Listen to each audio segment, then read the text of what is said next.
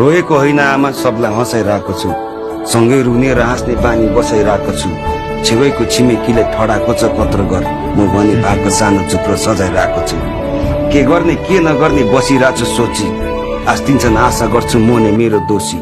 गुनासो छैन तर हिँड्छु पीडा बोकी, 10चोटि हारे ठिक छ फेरि गर्छु कोसिस। सम्हाल्छु आश्वासनले सबै कुरा ठिक हुन्छ, रिस उठ्दा रिस देखाउँछु जो मेरो नजिक हुन्छ। अमृत भनेर दिन्छन् हातमा पर्दा विष हुन्छ, पुर्याउँछन् सबले मलाई कुर्नु पर्दा रिस उठ्छ। स्वार्थ छ सबको मनमा कोही नै छैन विशुद्ध, जसको साथ आशा गर्थे उही पो रहेछ विरुद्ध।